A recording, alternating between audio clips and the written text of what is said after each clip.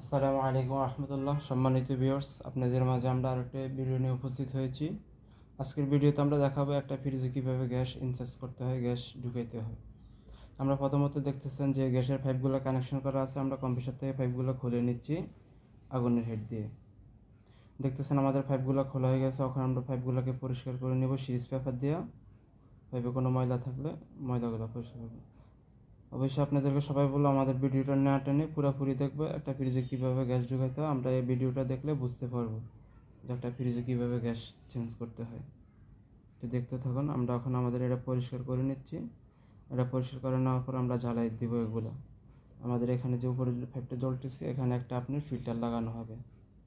আলহামদুলিল্লাহ ফিল্টার লাগানো শেষ পর্যায়ে আমরা এখন ওয়াশ করতেছি।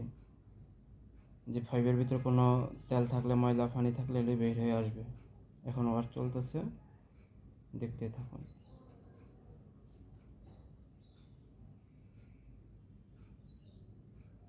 আমাদের ওয়াশের শেষ পর্যায়ে এখন আমাদের জ্বালাই করে নিচ্ছি আমরা পাইপগুলো। জ্বালাই করা কমপ্লিট। আমরা এখন লিক আছে কিনা এটা চেক দিব, যে আমাদের যে জ্বালাইগুলো আমরা করছি এখানে জয়েন্টগুলোতে কোনো লিক আছে কিনা।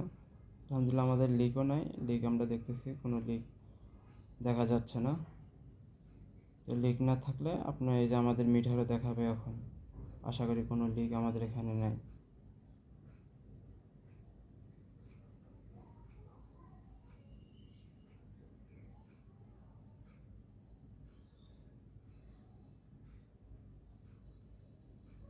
এই যে আমাদের মিটারে দেখাচ্ছে কোনো লিক নেই এখানে। এখন আমরা গ্যাস দিব। এখন ফ্রিজে গ্যাস দেওয়ার আগে দিয়ে অবশ্যই বেগম করে নিতে হবে, যে ফ্রিজের ভিতরে পাইপের ভিতরে যে কোনো হাওয়া থাকলে হাওয়াগুলোকে বের করে আনতে হবে। তো আমরা বেগম করতেছি। আপনি দেখতেছেন ছোট ফিল্টারের মতো দেয় যে মাথায়, তারের মাথায়, এটাকে থাউজিং বলে।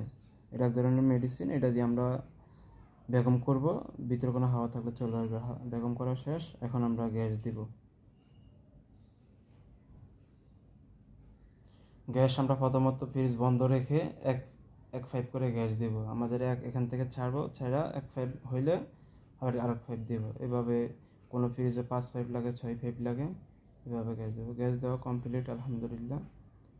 এই যে আমরা এই পাইপে গ্যাস দিচ্ছি।